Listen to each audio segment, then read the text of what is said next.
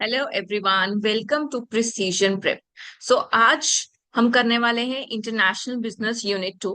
लेकिन स्टार्ट करने से पहले I would like to know कि कितने बच्चे ऐसे हैं यहाँ पे जो ये चाहते हैं कि last day that is on 4 जून मैं कुछ ऐसे क्वेश्चंस पोस्ट कर दूं फ्रॉम ईच यूनिट जो आपके पिछले कुछ ईयर्स में एग्जाम्स में, like 4 to 5 years past exam में वो क्वेश्चंस आए हैं। उनको करने से क्या होगा ना कि उनमें से बहुत से क्वेश्चंस जो हैं वो आपके रिपीट होते हैं। So comment in the video. आप इस वीडियो के कमेंट सेक्शन में कमेंट करो कि कौन कौन से बच्चे हैं जो चाहते हैं कि मैं उन वीडियो को क्वेश्चंस को पोस्ट करूं। तो कमेंट्स आएंगे, so I will make one more video for that.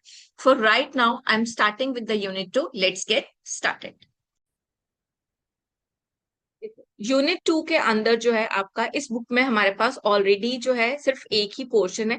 और कुछ बच्चे ऐसा भी कह रहे थे कि ना ये मटेरियल जो है अभी ओल्ड हो गया, they have the new PDF. तो अगर आपके पास न्यू पीडीएफ और उनमें कुछ नया टॉपिक है जो इसमें हम कवर नहीं कर पा रहे, तो आप उसका स्क्रीन जो है फोटो लेकर के आप मुझे सेंड कर दो मेरी ईमेल आईडी पे। मैं अपने अपकमिंग वीडियोस में उन टॉपिक्स को भी कवर कर दूंगी। ठीक है, चलिए शुरू करते हैं। इंटरनेशनल बिजनेस इन्वायरमेंट, इस टॉपिक का ओवरव्यू जो है आप सब लोगों ने अपने क्लास ट्वेल्थ में भी किया है ना। क्लास ट्वेल्थ में सबने करा है कि इंटरनेशनल बिजनेस इन्वायरमेंट क्या होता है। उसी का एक्सटेंशन है, but very much broad concept. वहां पे बहुत स्मॉल कॉन्सेप्ट में था, लेकिन यहाँ पे बहुत लेंदी होने वाला है। इंटरनेशनल बिजनेस इन्वायरमेंट, इन्वायरमेंट का डेफिनेशन क्या होता है? So as a human being हम भी एक इन्वायरमेंट में रहते हैं, चाहे वो घर में होने वाले फैक्टर्स हो, फैमिली कॉन्फ्लिक्ट्स हो, या फिर बाहर से कोई आपको कुछ कहे, या बाहर की एयर है, अभी सनलाइट बहुत ज्यादा हो गई है, तो एवरीथिंग अफेक्ट्स अस। तो सिमिलरली बिजनेस में what ever be the factors, चाहे वो इंटरनल बिजनेस ऑर्गेनाइजेशन को हो, दैट इज इंटरनल मैनेजमेंट कैसा है, क्या ट्रेड यूनियंस आपके स्ट्राइक पे चले गए हैं, या फिर एक्सटर्नल बिजनेस इन्वायरमेंट, जैसे कि आपके गवर्नमेंट ने कोई पॉलिसीज चेंज कर दी, पॉलिटिकल कंडीशंस अच्छी नहीं है, वॉर सिचुएशंस हो गई हैं, लीगली कुछ नया आ गए हैं, या cultural environment, society norms accept नहीं कर पा रहे हैं बिजनेस को। सो ऐसे जितने भी चेंजेस है जिसकी वजह से बिजनेस अफेक्ट होता है, सो ऑल द फैक्टर्स जो बिजनेस को क्या करते हैं ना, आपके अफेक्ट करते हैं in any way, that is known as your business environment. ठीक है, वो सारे फैक्टर्स जो इफेक्ट करते हैं एक्सटर्नली और इंटरनली, तो it's the aggregate of all conditions. देखो, it's aggregate of all condition factors that effect the business. ठीक है, कैरेक्टरिस्टिक्स पे आ जाओ, और डिटेल में करने का कोई फायदा नहीं है, बिकॉज आगे भी आपके पास डिटेल में आएगा, वहां से आप कर सकते हो। Characteristic, it is the sum of both internal and external. We already done कि internal within an organisation, और एक्सटर्नल इकोनॉमी लेवल पे जो आपके फैक्टर्स हो गए। सेकेंड कैरेक्टरिस्टिक क्या है कि economic forces are dynamic. Dynamic का मतलब तो अब तक सबको समझ में आ गया होगा। डायनामिक जो हमेशा क्या होता रहता है, चेंज होता रहता है, कांस्टेंट जो कोई चीज नहीं होती, उससे हम क्या कहते हैं, dynamic environment. So environment forces हमेशा डायनामिक होती है, चेंज होती रहती है with the time to time, controllable नहीं होती। चाहे वो रीजन टू रीजन चेंज करे, चाहे वो आपका रैपिडली और स्लोली चेंज करे। अब रीजन टू रीजन कैसे हो सकता है? आप नॉर्थ इंडिया से साउथ इंडिया चले जाओ, हर चीज का डिमांड बदल जाएगा। वेदर इन टर्म्स ऑफ, आप क्लोथिंग ले लो, चाहे वो आपका फैशन ले लो, या आपका वो in regarding of the food, तो डायनामिक इन्वायरमेंट है। It includes specific to the firm as well as general factors to the firm. सारे फैक्टर्स कंट्रोल करेगा, चाहे वो एक स्पेसिफिक फर्म के लिए हो या वो आपके जनरल फैक्टर्स के लिए हो। फॉर एग्जाम्पल, अभी समर्स चल रहा है। समर्स में क्या है कि आइसक्रीम का डिमांड क्या होता है ना, बहुत ज्यादा हो जाता है। तो जितने भी आपके आइसक्रीम मेकिंग फैक्ट्रीज है, अभी उनका डिमांड क्या है, बिल्कुल हायर है। ठीक है, इफ कुछ ऐसा हो जाए जिसकी वजह से डिमांड गिर जाए, अब डिमांड कब गिरेगी? वेदर चेंज होने पर ही गिरेगी, वो विंटर्स में जाके गिरेगी, तो वो स्पेसिफिक टू दी फर्म है। इससे फैशन इंडस्ट्रीज को कोई इफेक्ट नहीं आने वाला है, फूड इंडस्ट्रीज को इफेक्ट नहीं आएगा। सिर्फ जो आइसक्रीम, जो ठंडा प्रोडक्ट बनाते हैं, विंटर्स में उनकी डिमांड क्या हो जाती है, कम हो जाती है। लेकिन general factor, for example petrol increase हो गया, पेट्रोल इंक्रीज करने से क्या बढ़ गया है, आपका ट्रांसपोर्टेशन बढ़ गया। सो ट्रांसपोर्टेशन एक ऐसा जनरल फैक्टर्स है जो इसे कभी भी अफेक्ट करेगा, और वो सिर्फ एक बिजनेस को नहीं, सारी तरह के बिजनेसेस को अफेक्ट करेंगे। That is general fact. Fourth, business क्या है? It creates uncertainty. वो तो आपको पता है, ये बिजनेस क्या है? अनसर्टेनिटी फैक्टर्स है, गवर्नमेंट कब अपने रूल्स चेंज कर दे, टैक्सेस इंक्रीज हो सकते हैं, पॉलिटिकल कंडीशंस चेंज हो सकती हैं, थ्रेट्स और अपॉर्चुनिटीज आ सकती है। थ्रेट का सिंपल मीनिंग क्या है कि और कॉम्पिटिटर्स आ गया तो हमारे बिजनेस के लिए क्या हो गया? थ्रेट जनरेट हो गया, ठीक है। और अपॉर्चुनिटीज हो सकता है नई अपॉर्चुनिटीज भी आ जाए। कोविड में कितनी अपॉर्चुनिटीज आई लोगों के पास, जिनका सैनिटाइजर बिजनेस बनाने का था, मास्क बनाने का बिजनेस था, जिनकी कभी डिमांड ही नहीं होती थी, suddenly everything has increase the price. Future क्या है? अनसर्टेन है, इसीलिए बिजनेस मैनेजर्स अटेम्प्ट करते हैं forecast to some happening. Futuristic होना चाहिए ना एंटरप्रेन्योर को, तो दैट इज बिजनेस मैनेजर को क्या होना चाहिए? एक फोरकास्ट हमेशा प्रिपेयर करना चाहिए कि if some bad situation being happen, तो उस सिचुएशन में वो क्या कर सकते हैं। लास्ट कैरेक्टरिस्टिक क्या है? They continue to modify their business strategies. Same मिलता जुलता ये फिफ्थ और सिक्स पॉइंट, कि उनके बिजनेस स्ट्रैटेजीज को क्या करते रहना चाहिए? मॉडिफाई करते रहना चाहिए to plan and to meet any dynamic in forces. अगर कोई ऐसा फोर्सेस आ गया जिसकी वजह से बिजनेस लॉस में जा सकता है, तो how to change that resources. Rational of environment scanning, वो कहता है कौन से बेसिस पे, ऐसी कौन सी स्टडी है जिसकी वजह से इन्वायरमेंट स्कैन होता है, ठीक है। ये एक स्मॉल टॉपिक है, बहुत लेंदी में नहीं आएगा। You may get this in 6 mark, तो नॉर्मल क्वेश्चन है। डिफरेंट टाइप्स ऑफ इन्वायरमेंट है आपके जो आपसे पूछे जाएंगे, और उसमें बहुत ज्यादा डिटेल किया।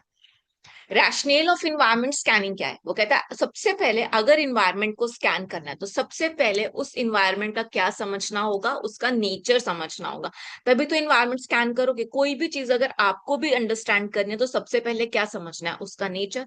एक ह्यूमन बीइंग के साथ अगर हम एक फ्रेंडशिप भी करते हैं, हम उसे अपना दोस्त बनाते हैं, तो सबसे पहले क्या करते हैं? उसका नेचर समझने की कोशिश करते हैं। तो वैसे ही जब बिजनेस एनवायरनमेंट की बात आ रही है, तो कह रहा है अंडरस्टैंड करेंगे कि बिजनेस में जो इन्वायरमेंट है वो कैसा है? टर्बुलेंट है, बहुत ज्यादा चेंज होता है, कॉम्प्लेक्स नेचर का है, डायनामिक नेचर का होता है। क्योंकि आज के समय में सारा इन्वायरमेंट ऐसा ही है, बिकॉज डिमांड बहुत ज्यादा है और सप्लाई भी उतनी ही है, उतनी ही मल्टीपल प्रोडक्ट्स है। So hence they cannot afford to remain passive to the fast paced changes taking place. तो अगर वो आराम से बैठ जाएंगे, तो जो जितने भी चेंजेस फटाफट से हो रहे हैं, सो उन चीजों को वो कोप अप नहीं कर पाएंगे। सो इसीलिए ऑर्गेनाइजेशन जो है, they must learn to live with the radical changes. तो they should understand the nature of the environment, और they should need to learn how to live with your radical changes. कैसे जो चेंजेस इतने जल्दी हो रहे हैं बिजनेस इन्वायरमेंट में, कैसे उनके साथ रहना है। Second, it influences different industries differently. जो इन्वायरमेंट है वो हर इंडस्ट्री को डिफरेंटली करता है। यस, अलग अलग बिजनेस को अलग अलग करेगा। अब सपोज टैक्सेशन है, ठीक है, taxation is the biggest government environment. Taxation कुछ प्रोडक्ट पे तो उन्होंने क्या कर दिया? डिक्रीज कर दिया। फॉर एग्जाम्पल उन्होंने बोला कि हेल्थ इंश्योरेंस पे टैक्स, जीएसटी जो है हम अब से नहीं लेंगे, उसे कम कर दिया। लेकिन वही कार्स पे क्या है? बढ़ा दिया। कार्स पे अलग अलग लग्जरी सेगमेंट है, तो आपका जीएसटी अलग डिफरेंट होगा। If it's a basic necessity, suppose 5 meter तक है तो ये जीएसटी होगा, 5 मीटर से ग्रेटर है तो जीएसटी का रेट अलग होगा। सो इन्वायरमेंट हर बिजनेस को अलग तरीके से डिफेंड करता है, डिपेंडिंग अपॉन डिफरेंट प्रोडक्ट्स, ठीक है, यही है इसके अंदर। Third, to understand customers in a context. सबसे पहले इन्वायरमेंट स्कैन करने से पहले क्या समझो? कस्टमर को। क्योंकि कस्टमर का माइंड और डिमांड, सबसे प्रेफरेंस और टेस्ट उसके सबसे जल्दी ज्यादा चेंज होते हैं।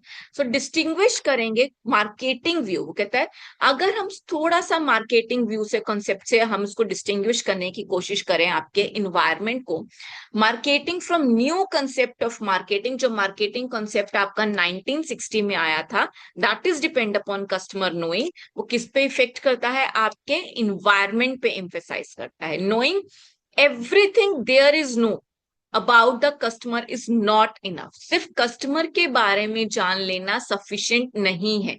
सक्सेस होने के लिए मार्केटर को जानना पड़ेगा कि कस्टमर के बारे में क्या जानना है। कि मार्केटिंग में अगर वो प्रोडक्ट ले रहा है तो उसका कंपटीशन कितना भी है। थोड़ी कि कस्टमर को अगर एक आइसक्रीम अच्छी चाहिए तो आपका काम हो गया? नहीं, यू हैव टू आइडेंटिफाई कि आइसक्रीम जो है वो कितने फ्लेवर्स में अवेलेबल है, कौन कौन सी कंपनीज बना रही हैं, गवर्नमेंट के पॉलिसीज और रूल्स और रेगुलेशंस कहते हैं, ब्रॉडर इकोनॉमिक और सोशल पॉलिटिकल इफेक्ट्स कैसे, अभी रिसेंटली आपने देखा है ना कि आइसक्रीम को लेकर के कितना प्रॉब्लम हो रहा है, कि जिन लोगों को कभी फ्रोजन डेजर्ट के बारे में पता भी नहीं होता था, they are all selling by the name of ice cream, अब सब लोगों को पता चल गया कि फ्रोजन डेजर्ट जो है वो अच्छा नहीं होता है, we have to buy the particular product with the ice cream, तो every company is being shifted to की लाइक नहीं, हम प्रॉपर क्रीम यूज कर रहे हैं, we are using the milk product, we are using original products, we are not using any kind of emulsifiers, any kind of preservative. सिर्फ customer का जान लेना कि कस्टमर को ये फ्लेवर पसंद नहीं आ रहा आइसक्रीम का इज नॉट सफिशिएंट, तो कस्टमर को कैसे जानना है। Next, to formulate different strategy for different markets, अलग अलग मार्केट्स के लिए अलग अलग स्ट्रैटेजी, डोमेस्टिक फर्म में डोमेस्टिकली ट्रेड कर रहे हो तो डिफरेंट स्ट्रैटेजी यूज करो, इंटरनेशनली ट्रेड कर रहे हो तो डिफरेंट स्ट्रैटेजीज यूज करोगे। So there is no difference, अगर आपके पास स्ट्रैटेजीज से रिलेटेड कोई भी डिफरेंस नहीं है और सेम स्ट्रैटेजी आप काम कर रहे हो डोमेस्टिक बिजनेस में भी और इंटरनेशनल में भी, तो वो आपका काम नहीं करने वाला, right. You must have seen कि जितने भी आपके पास बुफे रेस्टोरेंट्स होते हैं वो लोग भी अलग अलग स्ट्रैटेजीज फॉलो करते हैं, वो लोग अपने आउटलेट पे सेल कर रहे हैं, फिर they are putting it on dine out also, dine out पे कुछ ऑफर लगा दिया तो जाकर के उन्होंने अपनी क्वालिटी कम कर दी, फिर उन्होंने क्या किया, इजी डाइनर पे क्या किया, अपने ऑफर चला दिए, लेडीज के लिए अगर किटी पार्टी है तो उनके लिए क्या कर दिया, ऑफर चला दिया कि हम नॉर्मली जो है 1200 पर प्लेट बेचते हैं, when for the kitty party we will be selling it 700 और 800। That means different strategies for different people so that more of the people will buy your product, हर किसी के लिए स्ट्रैटेजीज अलग लगाया। To identify critical elements in the business environment, अपने business में ऐसे कौन से क्रिटिकल इन्वायरमेंट है जिससे बिजनेस को ज्यादा इफेक्ट होगा, इन्वायरमेंट के सारे फैक्टर्स हम आगे करने वाले हैं, वो भी यहाँ पे कर सकते हो, इंटरनल है या एक्सटर्नल है, डोमेस्टिक, नेशनल, इंटरनेशनल, ग्लोबल, ये सब इसमें आ जाएगा। बिजनेस में क्या एनालाइज करो, आपका स्वॉट एनालिसिस करो, that is strength, weakness, opportunities and strength. Analysis होना चाहिए कि जो बिजनेस है उसका क्या स्ट्रेंथ है, बिजनेस में स्ट्रेंथ्स क्या है, वीकनेसेस क्या है आपके बिजनेस की, अपॉर्चुनिटीज क्या क्या हो सकती हैं और थ्रेट्स कैसे हो सकते हैं, बिकॉज आने वाले समय में सब चीजों को एनालाइज करना जरूरी है। Choice to manage the relationship, manage the relationship किसके साथ, relationship with the different kind of organization, with the economy. Organization have to choice and they may react when they just sit back. Correct? They may be reactive when they just sit back and wait for the environment to change and reacts to changes as they happen. Organizations को अपने relations अच्छे बनाने चाहिए, या तो वो continuation में रह सकते हैं कि सबके साथ अच्छे relation बनाने चाहिए so that कि उनके business के साथ किसी भी तरह का in future problem नहीं है, या फिर वो अभी क्या कर सकते हैं कि सिर्फ sit back कर सकते हैं, आराम से बैठ सकते हैं और कहते हैं कि जब भी problem आएगी तब देख लेंगे, तो हम active हो जाएंगे, और दे आइडेंटिफाई कि मार्केट में क्या प्रॉब्लम्स हो सकती हैं और ऑलरेडी तैयार हैं कि कुछ भी होगा तो how we will change the businesses. ठीक है, नेक्स्ट यू हैव, चलिए करते हैं, ये तो आपका हो गया। अब जो आप करने वाले हो ना वो सबसे ज्यादा इंपॉर्टेंट और टेक्निकल है, different types of business environments कैसे हो, टाइप्स ऑफ बिजनेस इन्वायरमेंट। अब इसमें क्या है, वो कह रहा है there are two types of business environment, first क्या है आपका नेशनल इन्वायरमेंट और आपका क्या है इंटरनेशनल, क्योंकि नेशनली इफेक्ट करेगा तो कहाँ इफेक्ट करेगा, विद इन एन इकोनॉमी। अगर इंडिया की बात करें, इंडिया में जो with in boundaries factors effect करेगी, इंडिया की गवर्नमेंट इफेक्ट करेगी, तो वो क्या हो गया आपका नेशनल इन्वायरमेंट, और आउटसाइड इंडिया अगर इफेक्ट करेगा हो गया इंटरनेशनल। International environment को भी they have further divided into your three parts. First is known as your home country environment, then the third country environment and the supranational environment. ठीक है, इस तरीके से इफेक्ट करेगा, that is home, third and supranational. अब इसको हम तीनों को समझने की कोशिश करते हैं कि जो तीनों इन्वायरमेंट उसने हमें बताए हैं, let's say for a company example Wipro का एग्जांपल लेते हैं। विप्रो क्या है, आपकी इंडियन कंपनी है। अब इंडिया के अंदर ही रहते हुए अगर इंडिया का इन्वायरमेंट उसको क्या कर रहा है, अगर इफेक्ट कर रहा है, तो वो क्या, कौन सी कंट्री हो गई, होम कंट्री इफेक्ट करेगा, that means environment affected by home. लेकिन अगर विप्रो आपका एस्टैब्लिश है यूएस में, जो फर्म है, अगर यूएस वाले फर्म में विप्रो को कोई इफेक्ट हो रहा है, वो कौन से इन्वायरमेंट से इफेक्ट हो रहा है? यूएस से।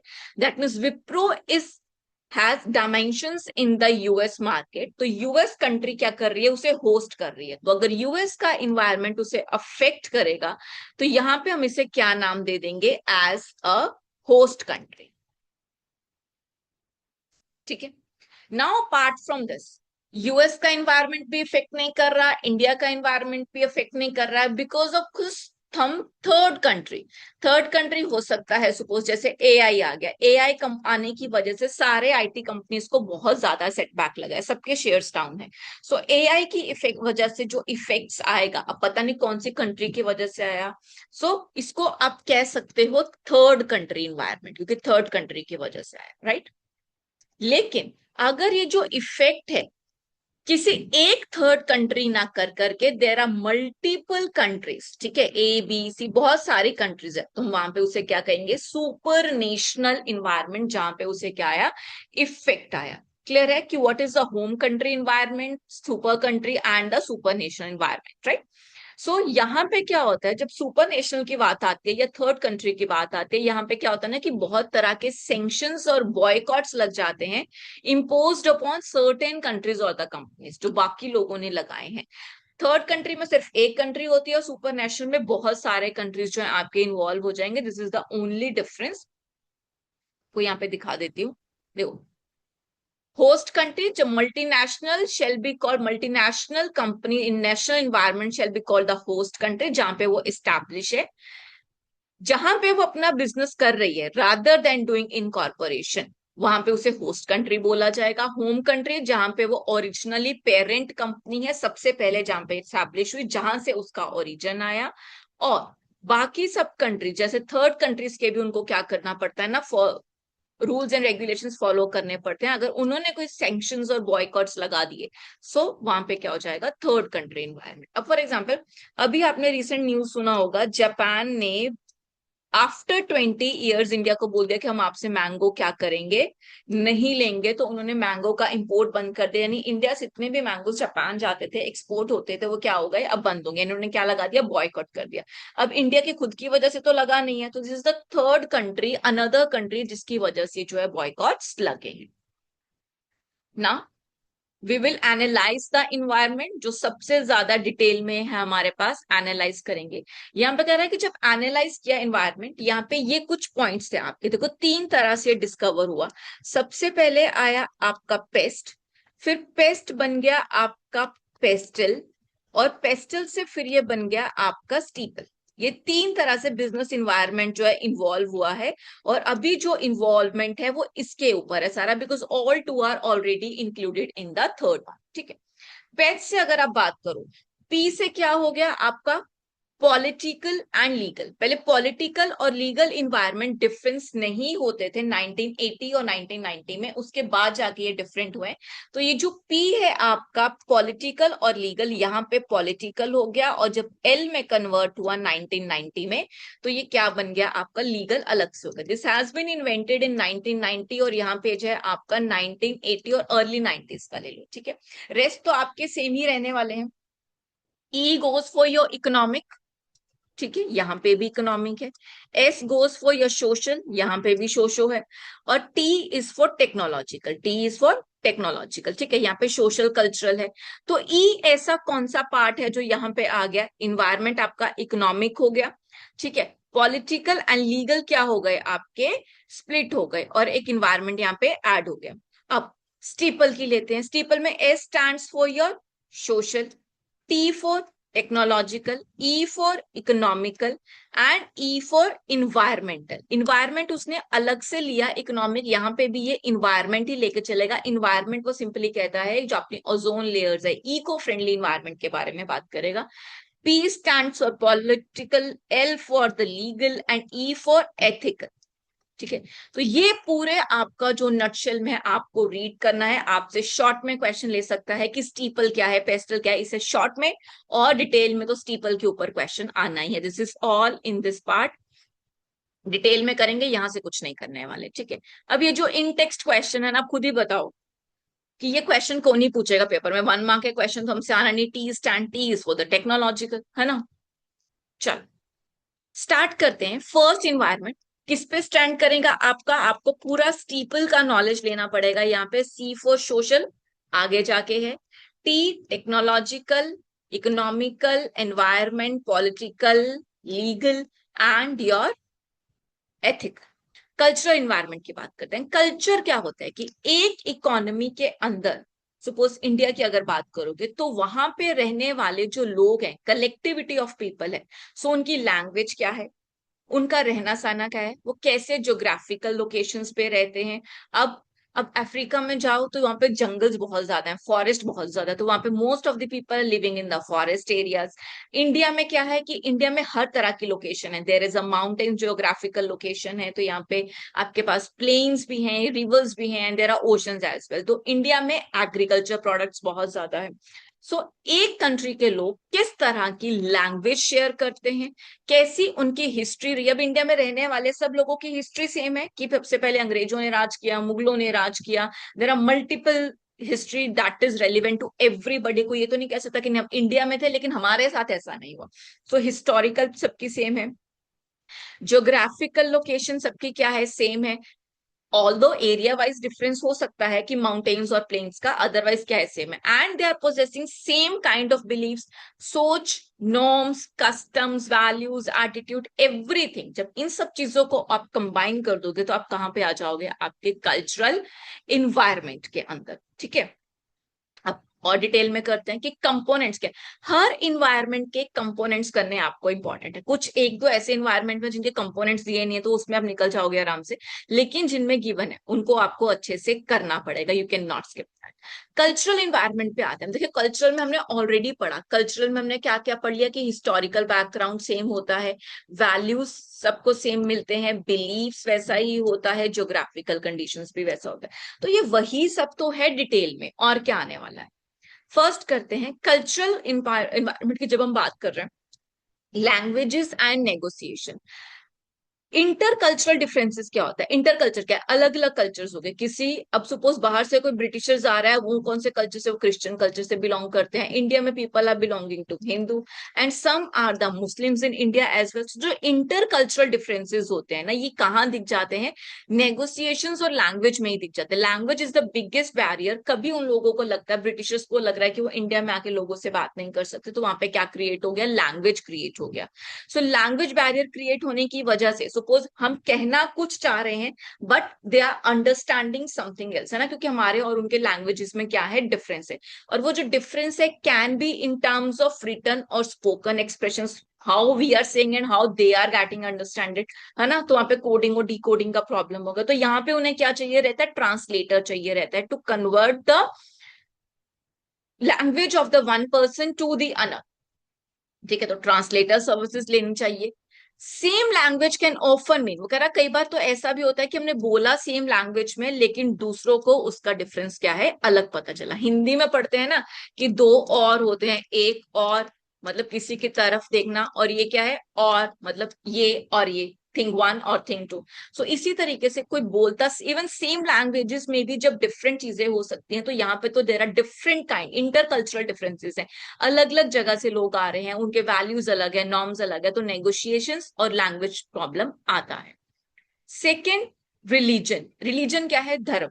अब इंडिया की बात करें तो इंडिया में तो डिफरेंट काइंड ऑफ रिलीजन है ना। इंडिया तो क्या है, सेक्युलर कंट्री है, जो हर रिलीजन क्या करता है, रिस्पेक्ट करता है।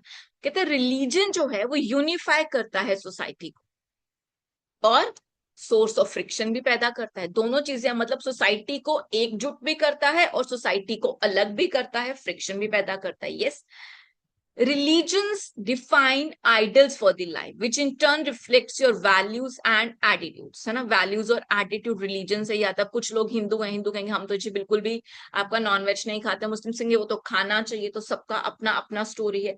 तो जो वैल्यूज और एटीट्यूड है, इसी वजह से जो है लोग आपके का जो बिहेवियर है वो क्या होता है, वो शेप होता है। वो कह रहे हैं रिलीजन का एक ग्रेट इफेक्ट है on the entrepreneurship towards money, material wealth, consumption, role of a women, dress, product and the service delivery. अलग अलग चीजों की तरफ अलग अलग लोगों का क्या है, माइंडसेट है, उनके जो है बिलीव्स होने वाले हैं। ठीक है, एक मिनट। ठीक है, अब और उसने एग्जाम्पल बोला, यहाँ पे एक चीज देखो, रिलीजन में उसने बोल दिया कि लोगों के जो वैल्यूज और एटीट्यूड्स हैं towards society, they are different. उसी से उनका जो एक बिहेवियर है वो शेप होता है। कैसे? उनके सोचने की जो पावर है वो वैसे चेंज हो जाती है। Impact on the entrepreneurship. कैसे? अब आप एक ऐसी फैमिली में हो जहां पे आपके घर में सब लोग क्या है ना, जॉब कर रहे हैं। सब लोग जॉब कर रहे हैं तो आपको भी वही मोटिवेट करेंगे कि आपको क्या करना है, जॉब करना है, जॉब करना है। आप कभी एंटरप्रेन्योरशिप की तरफ सोच ही नहीं पाओगे। सो वैल्यूज और एटीट्यूड आपका वैसे ही हो गया। मनी और मटेरियल की तरफ आपका एटीट्यूड वैसे ही हो जाएगा। रोल ऑफ वुमेन, अब जिनके घरों में लोगों कुछ देर आर लाइक, अब तो लोग बहुत ज्यादा प्रोग्रेसिव हो गए हैं, but there are still societies जहां पे लोगों को, देखो अभी रिसेंटली भी आपने न्यूज में सुना है कि 10 बिकॉज द डोरी, डाउरी, किसी ने किसी को मार दिया, लेडीज को मार दिया, जला दिया। So role of a women, लोगों को लगता है कि ladies are not capable of anything, तो वहां पे role of a women. This is the mind set जो उनको अपने रिलीजन और उनकी फैमिलीज के, रिलीजन को हम इसे नहीं ब्लेम कर सकते हैं, बट यस वैल्यूज जो उनको फैमिली से मिला है वो उनको अफेक्ट करता है। सो ट्वेल्व, अब एग्जाम्पल देखते हैं यहाँ पे क्या एग्जाम्पल दिया है। वो कह रहा है जब आप इंटरनेशनली बिजनेस करते हो, फॉर एग्जाम्पल, फर्स्ट एग्जाम्पल क्या है आपके पास, वो कह रहा है नेपाल की बात करें, नेपाल का नाम जैसे ही किसी के माइंड में आएगा सो ही विल थिंक कि उनकी कंट्री क्या है, एक हिंदू नेशन है। अगर पाकिस्तान का नेम आएगा तो थिंक इस्लामिक नेशन। ठीक है, इस तरह का उनका हो गया। सेकेंड इंपॉर्टेंस क्या है, एग्जाम्पल क्या है आपके पास, कि इंपॉर्टेंस कितना गिवन है आपकी सोसाइटी में। फॉर एग्जाम्पल कह रहा है इस्लाम बिंग किसका है, मुस्लिम सोसाइटी का है। तो कहीं पे भी इस्लामिक कंट्रीज में रमजान जब चल रहा होता है, जब उनके रोजे चलते हैं, तो कोई भी आफ्टरनून के बाद जो है काम नहीं होता। For example there are many other Muslim countries, for example Muscat है, the other countries, during the Ramadan वो क्या करते हैं ना, कि जैसे वो लोग सुबह से शाम तक खाना नहीं खाते तो अपने सारे रेस्टोरेंट्स में कर्टन्स गिरा देते हैं और क्या करते हैं, बंद कर देते हैं रेस्टोरेंट्स को। So you can not have a food over there. So इसलिए लोग, टूरिज्म जो है वहां पे थोड़ा कम है as compare to the other.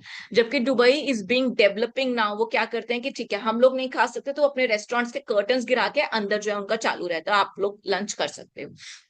तो इसी तरीके से many more examples are there. इतने तो करने की जरूरत भी नहीं है, आप छोड़ सकते हो। थर्ड उसने क्या दिया, होमोजेनिटी और हिट्रोजेनिटी का एग्जाम्पल दिया।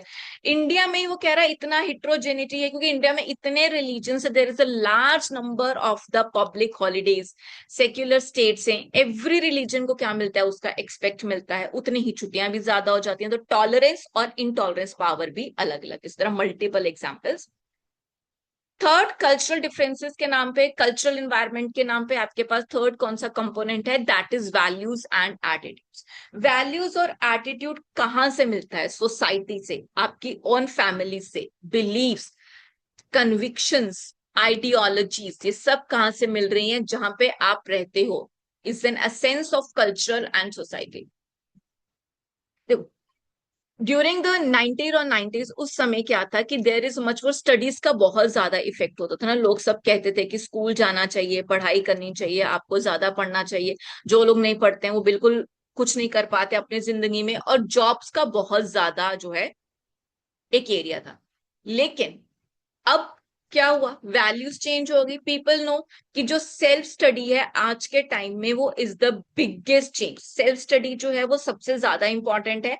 और instead of doing job, job seeking की जगह हमें क्या होना चाहिए, जॉब प्रोवाइडर होना चाहिए, हमें जॉब जनरेट करना चाहिए। We have to rather focus on the entrepreneurship rather than on the job seeking opportunity. तो यहाँ से वैल्यूज चेंज हो गए। पहले लोगों के माइंडसेट में यही होता था कि अरे पैसा कमाना बहुत मुश्किल है, लेकिन अगर आप आज की जनरेशन से पूछो, from the Gen Z's, what they don't know is कि पैसा कमाना बहुत ज्यादा इजी है, बिकॉज दे कैन, वो ट्रेडिंग से कर सकते हैं, they are generating multiple products, और इतने आइडियाज है उनके माइंड में ना कि वो पैसा जनरेट कर सकते हैं। तो यहाँ पे क्या चेंज हो गया, आपके वैल्यूज और एटीट्यूड्स ही सारा का सारा चेंज होगा। तो this is what you have in the values and attitude. थोड़ा और डिटेल में कर लेते ताकि लिखने में क्या हो जाए, हमें ईजी हो जाए।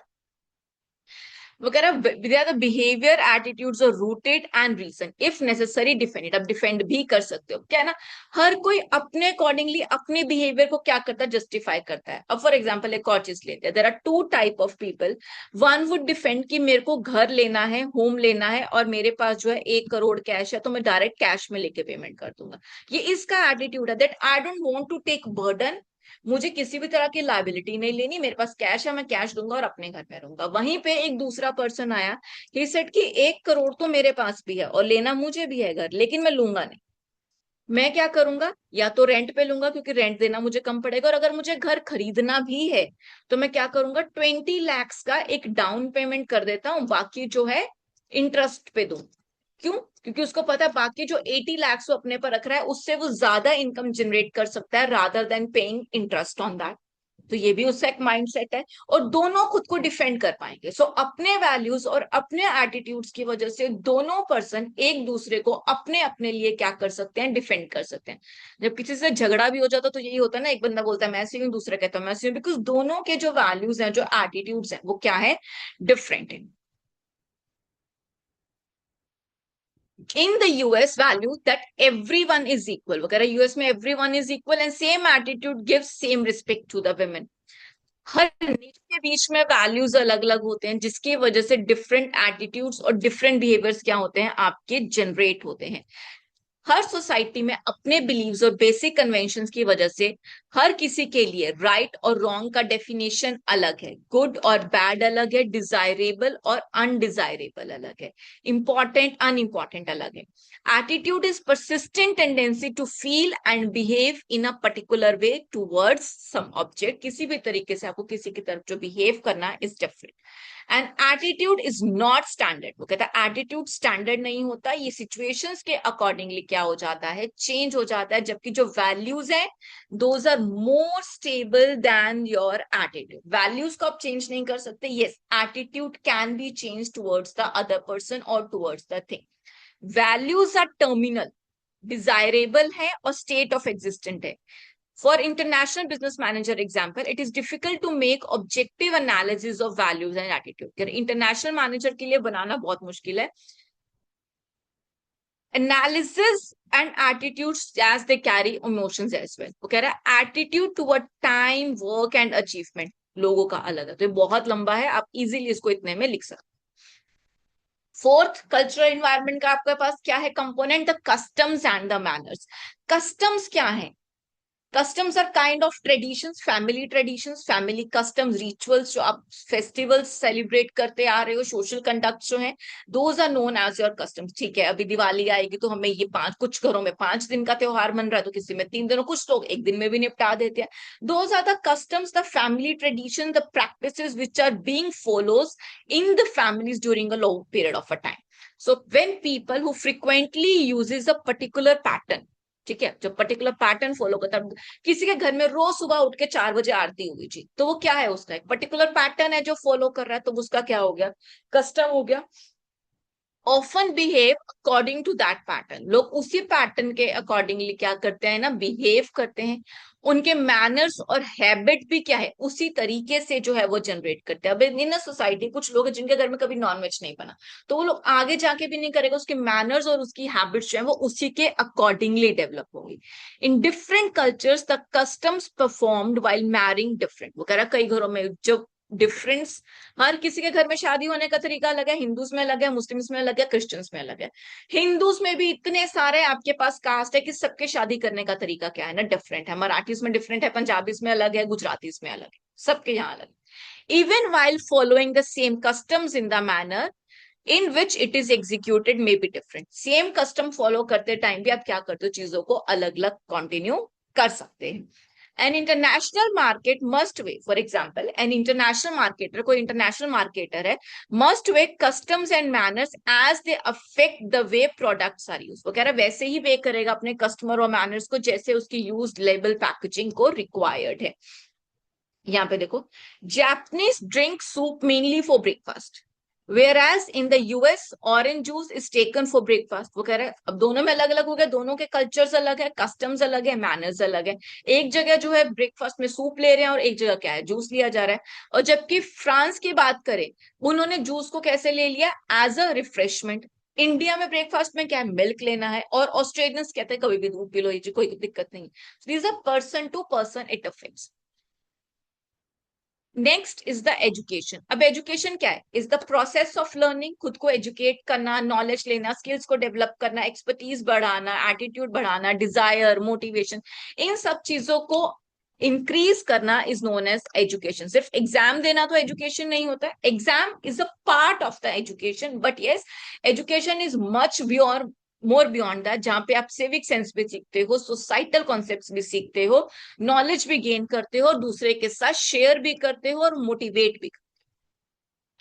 Education is a broad set, हमने कर लिया। It's an integral part of the society and every person is getting educated till the end of the life, है ना। Education is called formal.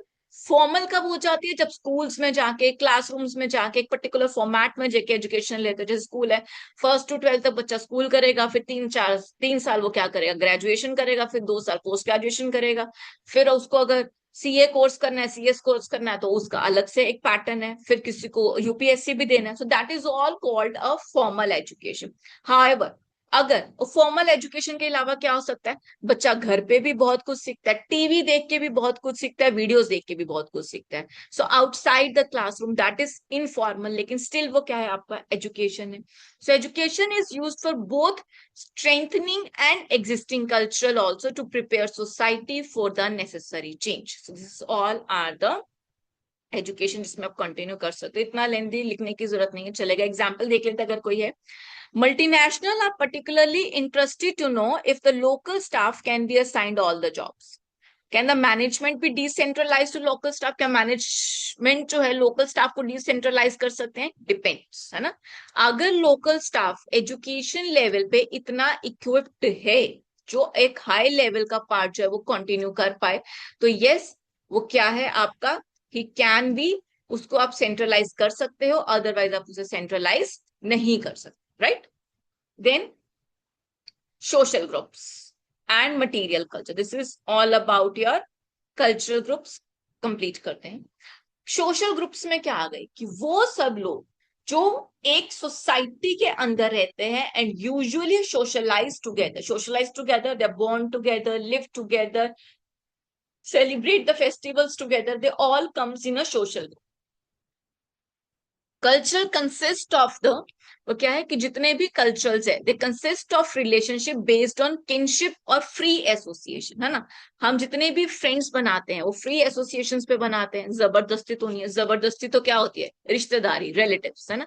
सो जितने भी सोशल कल्चर कंसिस्ट होता है, they are free association. The number of influences, role of groups, the functions and individual places, एक साथ आप मिलते हो।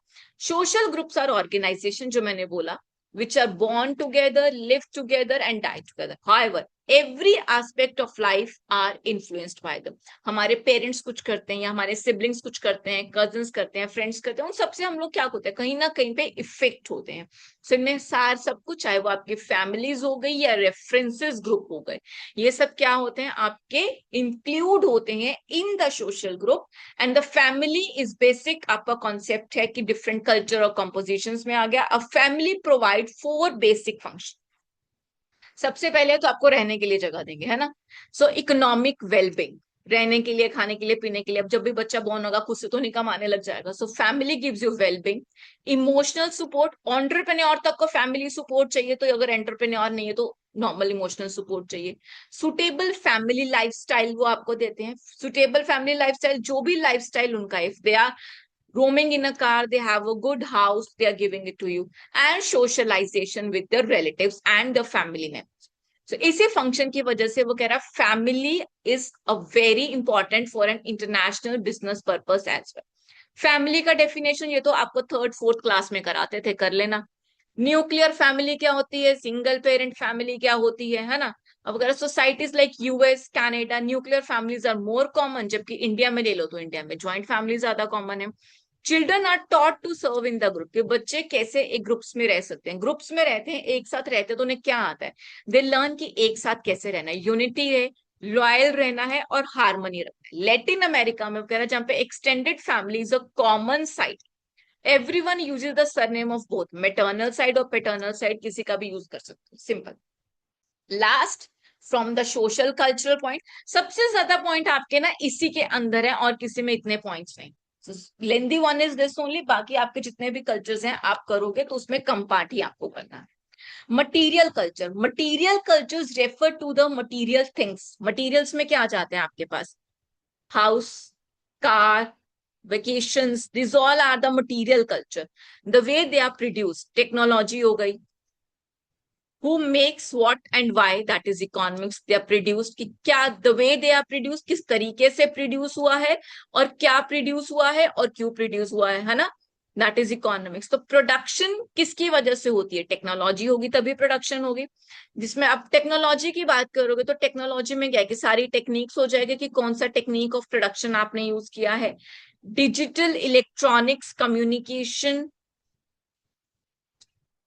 Computers, robotics, AI, genetic, biotechnology, low flying techniques, ये सब क्या है आपके एक रिलेशनशिप बनाने में हेल्प करी है इनकी एज अ वर्ल्ड वाइड। जितना टेलीकम्युनिकेशन ज्यादा हुआ उतने लोगों का जो एक डिस्टेंसेस थे वो क्या हो गए, कम हो गए, दे कैन टॉक रेगुलरली। जहां पहले कभी एक चिट्ठी और तार लिखना पड़ता था, अब लोग रेगुलर बेसिस पे क्या करते हैं, बात कर सकते थे।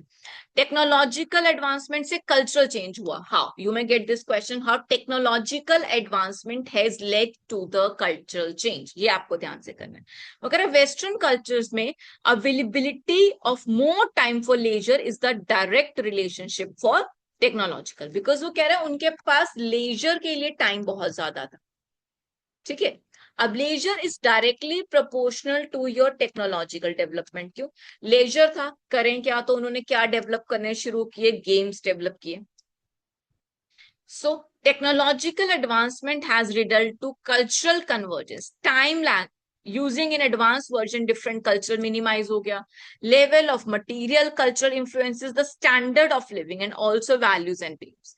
In current world, we define ourselves through consumption, whether the consumption is of things like clothes. मैंने आपको ऑलरेडी बोला कि मटेरियल चीजों में आप कैसे खुद को डिफाइन करते हो, थिंग्स में, क्लोथिंग में, कार्स में और बुक्स में, एंड कमोडिटाइज कर देते हैं खुद को ज्यादा, कि जितने ज्यादा हमारे पास कमोडिटी है ना, एक घर में गए, एक घर में किसी में सिर्फ एक एसी लगा और किसी में तीन चीजें लगा, देख के होता नहीं, हमको भी लेना है, वो पर्सन वेकेशन पे गया घूमने तो हमें भी वेकेशन पे घूमने जाना है।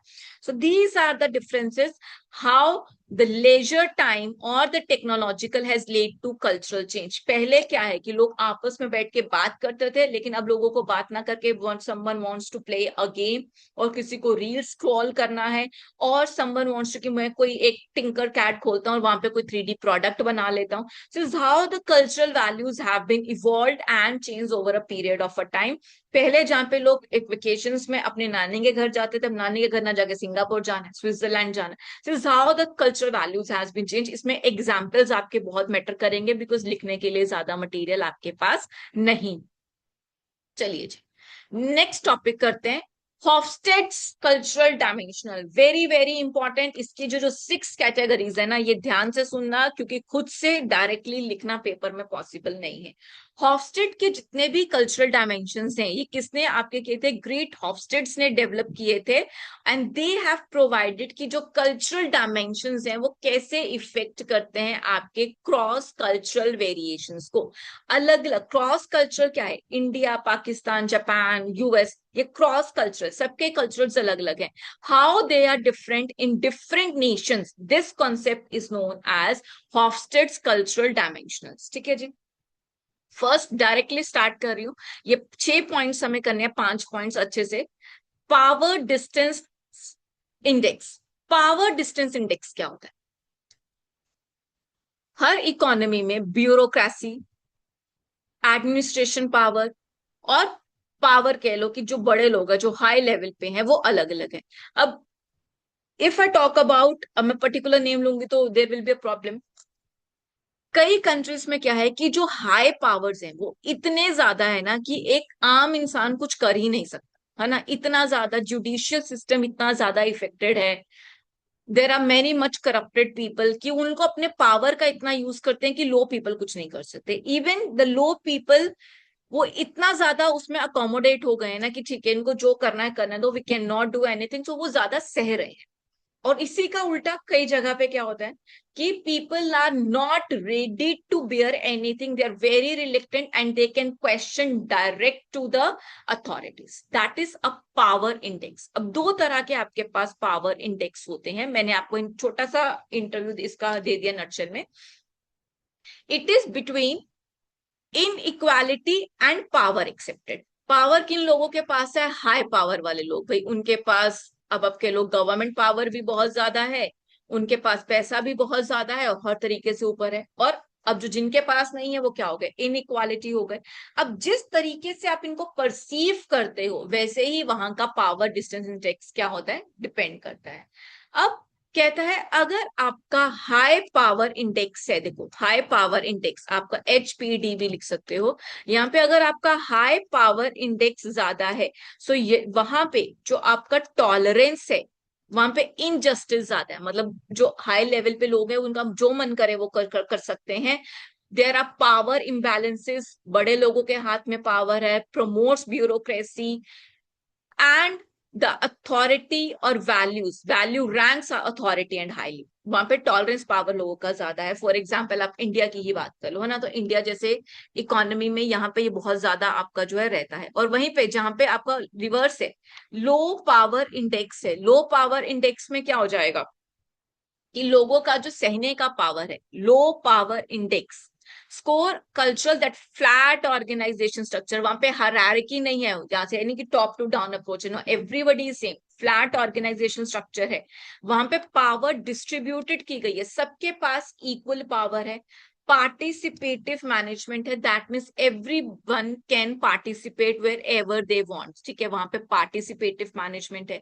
Decentralisation, that means decision making सिर्फ गवर्नमेंट सरकार के हाथ में नहीं है, सेंट्रलाइज नहीं है, डिसेंट्रलाइजेशन पावर है। फॉर एग्जाम्पल न्यूजीलैंड, अगर आपको एग्जाम्पल करना है यहाँ पे आप न्यूजीलैंड कर सकते हो, ऑस्ट्रेलिया कर सकते हो, डेनमार्क कर सकते हो। यहाँ पे there is a participative management, power distribution बहुत ज्यादा है। लेकिन जहाँ पे HPD है, हाई पावर इंडेक्स है, वहां पे टॉलरेंस है, लोग बस बैठे झेलते रहते हैं, दे कैन नॉट डू एनीथिंग, है ना। अब जैसे कि इंडिया में कह लो कि अगर आपको जस्टिस चाहिए ना तो आपके हाथ में पैसा होना चाहिए, अगर हाथ में पैसा नहीं है तो इंडिया में you can not claim the justice at all. ठीक है जी। नेक्स्ट आपका सेकंड पॉइंट जो हॉफस्टेड ने दिया, इंडिविजुअलिज्म वर्सेस कलेक्टिविज्म। ऐसा एक प्रिंसिपल भी होता था हमारे पास है ना फ्यूल में, इंडिविजुअलिज्म। इंडिविजुअलिज्म का मतलब क्या है कि जो आपके ऑर्गेनाइजेशन है, हम ऑर्गेनाइजेशन का एग्जांपल लेते हैं या सोसाइटीज का ले लो, सोसाइटी में हर एक पर्सन का इंडिविजुअली उसके राइट्स, उसके अकॉम्प्लिशमेंट, उसकी सेल्फ नीड क्या है कि एक पर्सन को क्या चाहिए और इमीडिएटली फैमिली में क्या चाहिए, जब उन सब चीजों का ध्यान रखा जाता है तो उसे क्या बोला जाता है? इंडिविजुअलिज्म, है ना। अब कई लोगों के घर में होता है कि हर किसी पर्सन को ध्यान रखा जाता है कि अरे अगर 5 लोग हैं तो 5 लोगों की चॉइसेस का ध्यान रखा जाएगा कि किसको क्या चाहिए, किसको कैसा काम करना है, हर किसी का ध्यान रखा जाएगा। That is individualism.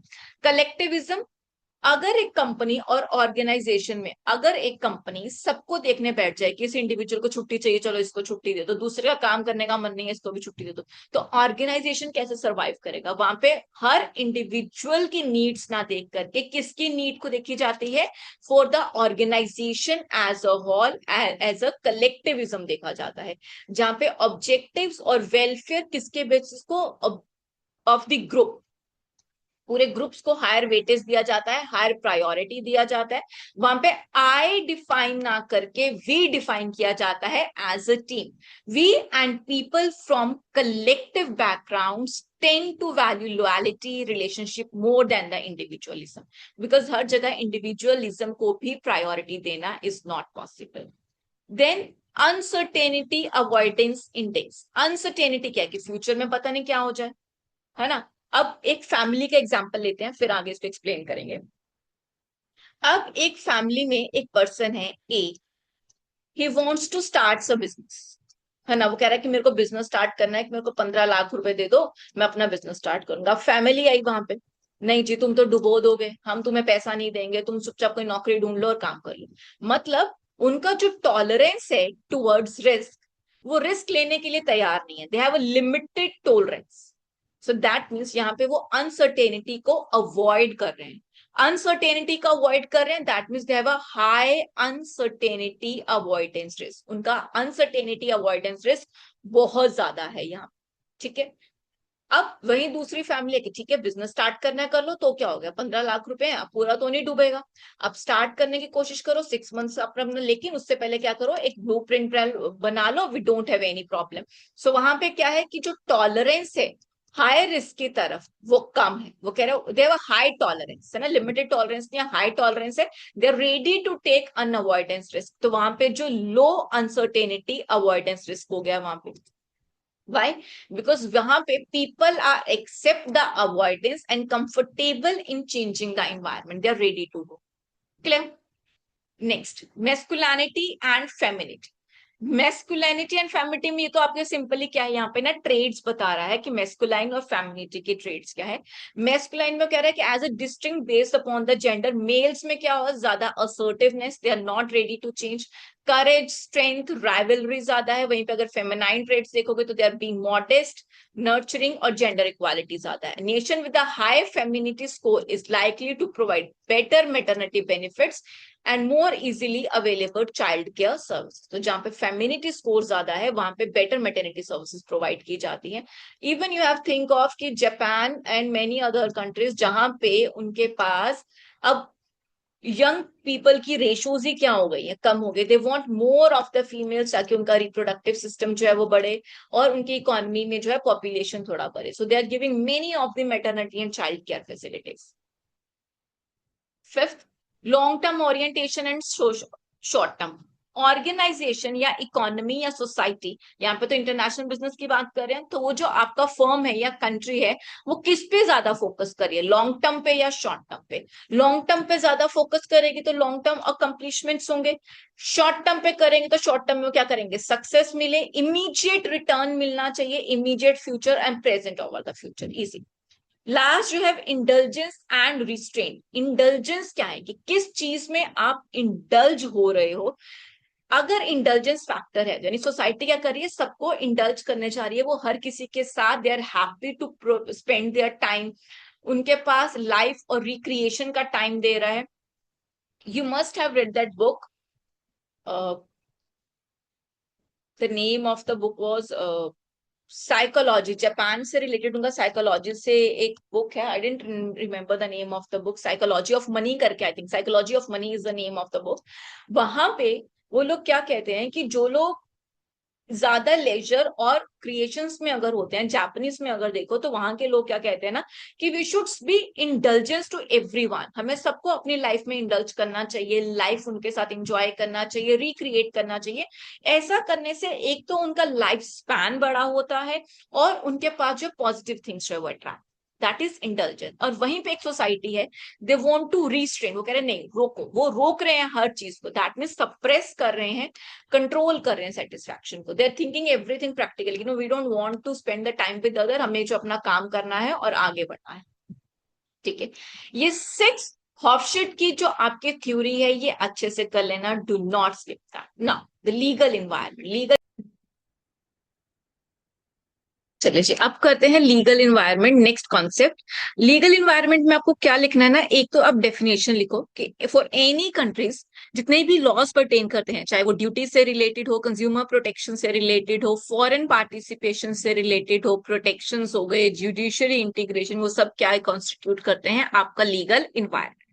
अब इस सिलेबस में लीगल इन्वायरमेंट के आपके बहुत से ब्रांचेस गिवन है, वो आप जरूर कर लेना, बिकॉज वो आपको आपके पास मटेरियल भी अच्छा हो जाएगा लिखने के लिए। लीगल इन्वायरमेंट में वो कौन कौन से लीगल सिस्टम्स है, देखो सबसे पहला आ गया आपका कॉमन लॉ। जो लॉ जनरली किस पे बेस्ड करता है, फैमिली ट्रेडिशंस पे और ग्रेजुअल एक्विजिशंस पे। So this is the legal system जहां पे लीगल ट्रेडिशंस हैं, लीगल फैमिलीज हैं, जिसको आप जनरली कॉमन लॉ भी बोलते हैं, and these are generally built over the centuries. Number 1 the common law. Second आप करोगे यहाँ पे सिविल लॉ। सिविल लॉ किसके रिगार्डिंग है, is the strong tradition of codification, that is why this legal system has code law. इसको code law भी बोलते हैं या सिविल लॉ भी बोलते हैं, जो जनरली ट्रेडिशन कोडिफिकेशन से रिलेटेड है, बस इतना ही डेफिनेशन है। Third you have is your theocratical law. Theocratical law किस पे बेस्ड होता है? फेथ और practices of a particular religion. जैसे मुस्लिम्स लॉ है, तो that is a theocratic religion, जहां पे थियोक्रेटिकल लॉ आता है जो फेथ पे बना है और पर्टिकुलर रिलीजन के लिए बना है। Then fourth is a socialist law. Socialist law किस पे बना है? Is a Marxist socialist system. Marxist is the name of the giver who has given. Then fifth you can write down your transnational law, जो किस पे basis है? Bilateral और multilateral agreement. Agreements किसके बीच में होते हैं? जब कोई कॉन्ट्रैक्ट होता है, सो अगर दो लोगों के बीच में है तो बायलेटरल, और ज्यादा लोगों के बीच में है तो मल्टीलेटरल एग्रीमेंट के बीच में। या ट्रीटीज हो रही हैं या मैकेनिज्म्स हैं, इंटरनेशनल ऑर्गेनाइजेशन है, ये सब ऐसी चीजें हैं ना जो क्या है, यहाँ पे अग्रीमेंट्स हो रहे हैं। और ये तो हो गया normal. Criminal, that is a common law, civil law जिसका code law भी बोलते हो, then you have a theocratical law and the socialist law. apart from this आप लोग कैसे divide कर सकते हो? everybody knows about that criminal और सिविल लॉ। क्रिमिनल लॉ में है कि when there is some criminal activity involved, तो क्रिमिनल लॉ हो गया, देन सिविल लॉ हो गया। या फिर आप प्रोसीजनल और सब्सटैंटिव लॉ भी कर सकते हो। And substantial law can be further, ये जो आपका प्रोसीजनल और सब्सटैंशियल लॉ है ना, सब्सटैंशियल लॉ का फर्दर डिवाइड कर सकते हो, ईदर योर पब्लिक लॉ और योर प्राइवेट लॉ, इन दोनों को कर सकते हो। ठीक है, on the basis of political jurisdiction. जब पॉलिटिकल ज्यूरिडिक्शन आता है ना, अब इंडिया की बात करो या यूएस की बात करो, तो कौन सा सिस्टम है? फेडरेशन सिस्टम आपके पास फॉलो होता है, जहां पे 3 टायर सिस्टम है। तो वो भी यहाँ पे लिखे, जहां पे क्या है, एक नेशनल लेवल है, then there is a state level and the local level, normal. So the basis of the creator law can be या फिर लेजिस्लेटिव, एग्जीक्यूटिव और जुडिशरी। तो इतना भी लिख दोगे ना, you will good to go. इतना भी आपका लीगल लॉ में, लीगल कंस्ट्रेंट में सफिशिएंट हो जाएगा। अथॉरिटी के बेसिस में वो कहता है कि डिपेंड करता है कि आपकी कंट्री कहाँ पे। तो इन दैट केस आपके पास सुपर नेशनल अथॉरिटीज होती हैं, जिनको क्या कहते हैं? WTO, that is world trade organisation. यहाँ पे जाओगे, इंटरनेशनल एनवायरनमेंट में डील करते हैं प्रोडक्ट प्राइस। अब कोई भी अगर वर्ल्ड में ट्रेड प्रॉब्लम होता है तो WTO ही जो है क्या करता है ना, हैंडल करता है। अब इकोनॉमिक एनवायरनमेंट, ये बहुत लेंदी होने वाला है आपका इसमें, लेकिन आपको इतना करने की नीड नहीं है, बिकॉज उसके इन्वायरमेंट्स पूछता है, इजी है, लेंदी है बट इजी है। इकोनॉमिक इन्वायरमेंट क्या है ना, इकोनॉमिक इन्वायरमेंट में कंसिस्ट करता है कि आपके जो इंटरनेशनल बिजनेस है उसमें इकोनॉमिक वेरिएबल्स कौन कौन से इंक्लूडेड है। फॉर एग्जाम्पल, वहां का ग्रॉस नेशनल प्रोडक्ट कैसा होना चाहिए, इकोनॉमिक ग्रोथ कैसी है किसी इकोनॉमी की, डेवलपमेंट कैसा है, इन्फ्लेशन रेट कैसा है, फाइनेंशियल और आपके मॉनेटरी पॉलिसीज किसी इकोनॉमी में कैसी है। तो यहाँ पे इकोनॉमिक इन्वायरमेंट होता है। पहले तो करते हैं इकोनॉमिक सिस्टम। इकोनॉमिक सिस्टम में वो कह रहा है इकोनॉमिक इन्वायरमेंट में इकोनॉमिक सिस्टम्स कौन कौन से। अगर हमें नहीं पता कुछ भी इस टॉपिक के बारे में, तो हम क्या लिखेंगे? 3 तरह के इकोनॉमिक सिस्टम जो हम आज तक पढ़ते हैं, कैपिटलिस्ट, सोशलिस्ट और आपका मिक्स्ड मार्केटिंग सिस्टम, है ना, मिक्स्ड इकोनॉमी सिस्टम आ जाएगा। So on the basis of this, देखो यहीं पे यहाँ पे इतना ही डिफाइन है। अब बेसिक प्रिंसिपल, इकोनॉमिक सिस्टम एक वो सिस्टम होता है जो एक इकोनॉमी में क्या डिसाइड करता है, वहां की डिसीजन मेकिंग फ्रेमवर्क जहां इसके पास होता है वो क्या है, वहां पर इकोनॉमिक सिस्टम कहलाता है। That depends upon the use of economic resources in the activities of production से रिलेटेड। किस चीज का प्रोडक्शन होगा, व्हाट, वो पढ़ा है ना आपने, क्या होता है, what to produce, whom, for whom to produce and how to produce. तो ये 3 चीजों के जो डिसीजंस हैं, ये कौन लेता है? Economic system. अब इकोनॉमिक सिस्टम को ओनरशिप के और कंट्रोल के बेसिस पे अगर आप डिवाइड करोगे वगैरह, एक तो आपका कैपिटलिस्ट और मार्केट बेस्ड सिस्टम हो गया, ठीक है, ये है कैपिटलिस्ट और मार्केट बेस्ड सिस्टम। कैपिटलिस्ट क्या होता है? जहां पे सारे डिसीजन किसके पास होते हैं? एक प्रोड्यूसर के पास होते हैं। He is the only one who takes the decision कि क्या प्रोड्यूस करना और क्या प्रोड्यूस नहीं करना है। और उसके जो डिसीजन है वो किसके बेस्ड होते हैं? प्रॉफिट से डिराइव होते हैं, फोर्सेस ऑफ डिमांड और सप्लाई से रिलेटेड। सेकेंड, कमांड बेस्ड और स्टेट ओन बेस्ड सिस्टम है। और मिक्स्ड इकोनॉमी तो में तो क्या है, आपको पता है कि दोनों कैपिटलिस्ट और सोशलिस्ट इकोनॉमीज को आप ऐड कर दो तो क्या बन जाता है आपका मिक्स्ड इकोनॉमी सिस्टम। देखो, कैपिटलिस्ट और फ्री मार्केट सिस्टम, देखो यहाँ पे ना मुझे थोड़ा सा कंफ्यूजन लगा, तो आप इसको खुद से लिखना। फ्री मार्केट इकोनॉमी को वो कह रहा है कि आप कैपिटलिस्ट इकोनॉमी भी लिख सकते हो, यहाँ पे फ्री मार्केट इकोनॉमी का मतलब क्या हो सकता है, जहां पे फोर्सेस ऑफ डिमांड और सप्लाई डिसाइड करेगा कि आपका क्या प्रोडक्ट होना चाहिए और कितना उस प्राइस पे जो है आपको सेल करना है। Capital is basically producer based economy, सारे डिसीजन प्रोड्यूसर के होते हैं, और जनरली जो प्रोड्यूसर है वो कैसे डिसाइड करता है, on the basis of the production and distribution forces of market demand and supply. देखो यहाँ पे जो क्वेश्चन इसने इसी के रिगार्डिंग कैपिटलिस्ट इकोनॉमी के अंदर ही दिया है उसने, pursuit of the self interest. Main objective क्या होता है फर्म का, कि किसके लिए ऑपरेट करना है, प्रॉफिट के लिए ऑपरेट करना है। So as an Adam Smith says कि प्रिंसिपल ऑफ कैपिटलिज्म भी उसने दिया कि invisible hand which guides the function of capitalist economy. According to this, individuals pursued self interest, जिसके रिकॉर्डिंगली सिर्फ हमारा जो फोकस होगा वो किसके ऊपर होगा, प्रॉफिट मेकिंग के ऊपर होगा, दैट इज कैपिटलिस्ट इकोनॉमी और the free market economy. Second यहाँ पे एक और चीज देखो उसने बोल दिया है, that is laissez faire capitalism. Laissez faire मतलब पूरा कंट्रोल किसका हो गया, आपका कैपिटलिस्ट इकोनॉमी का। फ्रीडम ऑफ एंटरप्राइज, एंटरप्राइज कौन है, आपकी कैपिटलिस्ट इकोनॉमी, जो क्या कंट्रोल कर रही है, आपकी प्रोडक्शन एक्टिविटी कंट्रोल कर रही है। सो इस काइंड ऑफ एंटरप्राइज के अंदर जो है ना, individuals in a society to pursue they have a full right over the economic activity in any desire. Freedom of enterprises in open society, laissez fair economy में government take on a regulatory role, यहाँ पे government कुछ control कर सकता है, but most of the decision 90% किसके हाथ में है, प्रोड्यूसर के हाथ में। ट्रांसपेरेंट एंड फेयर रेजिमेंस यहाँ पे हो सकती है, इतना डिटेल में मत करो, ना ही आने वाला है। Private ownership and the means of production, यहाँ पे ओनरशिप किसकी है, प्राइवेट की। Means of production that means control, कैसे प्रोड्यूस करना है, क्या प्रोड्यूस करना है, फॉर होम टू प्रोड्यूस। ये जो सेंट्रल क्वेश्चन है, ये सारे आंसर्स किसके पास होंगे, कैपिटलिस्ट सिस्टम के पास, who is controlled by the forces of market. So in order to maximise the profit, वो क्या करेगा, वो मेथड ऑफ प्रोडक्शन चूज करेगा जो क्या होगा, चीप होगा। He will choose the cheapest method of production, जहां पे कॉस्ट ऑफ प्रोडक्शन कम से कम हो, डिमांड ज्यादा हो, हाईएस्ट प्राइसेस हो, और प्रॉफिट मार्जिन क्या हो जाए, ज्यादा हो जाए। लेकिन ड्रॉबैक क्या है, वो कह रहा है एक ड्रॉबैक है इस सिस्टम का, कि अगर किसी के पास परचेसिंग पावर नहीं है, I can not by that product, उतना मेरे पास पैसा ही नहीं है, सो वो उस प्रोडक्ट को नहीं बाय करेगा। So that there is, that creates a gap between the rich and the poor. Competition, यहाँ पे वो कंपटीशन भी देखेगा ना कि कौन से प्रोडक्ट में ज्यादा कंपटीशन है। सो कंपटीशन में which is characterised by the combination of buyers and seller, कि कितने बायर्स हैं और कितने सेलर्स हैं। He will try to choose that product जहां पे डिमांड ज्यादा है और सप्लाई क्या हो जाए, कम हो जाए। तो सेंट्रल इकोनॉमिक डिसीजन जो है आपका, main decision what, how and for whom, यहाँ पे कैपिटलिस्ट इकोनॉमी में फ्री फोर्सेस होता है डिमांड एंड सप्लाई का, दैट मीन्स की factor of market work to consumer sovereignty.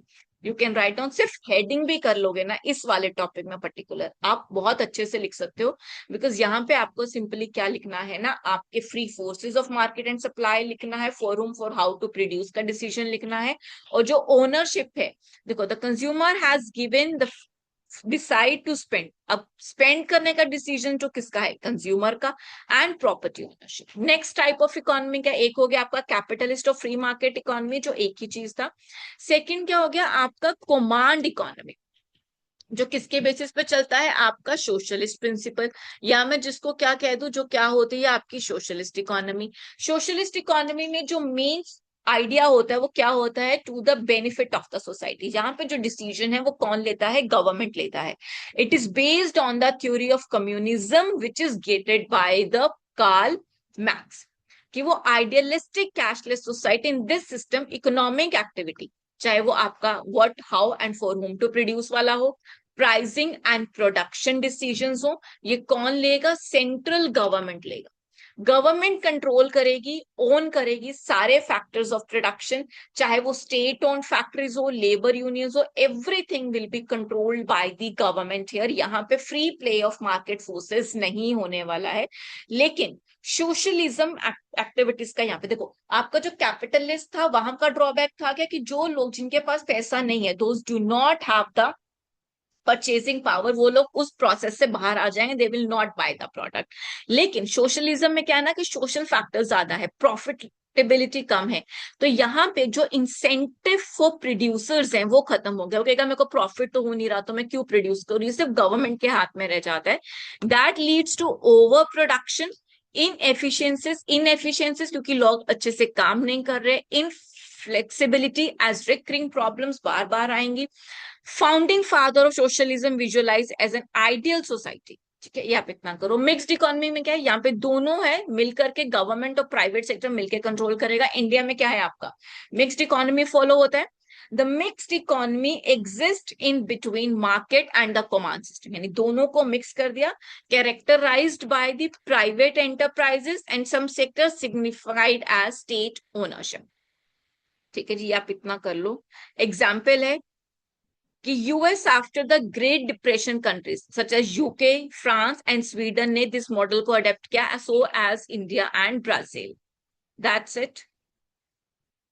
Then next is the examples, you can skip that also, but हाँ यहाँ पे ये हम एक इंपॉर्टेंट लाइन करेंगे, that no economy can be called a purely free market। Free market क्या है कि यहाँ पे हर सिर्फ प्रोड्यूसर के हाथ में, ऐसा कोई भी मार्केट नहीं है जिसको प्योरली फ्री मार्केट कह सकते हो, जहां पे कंप्लीटली जो है कमांड मार्केट होगा।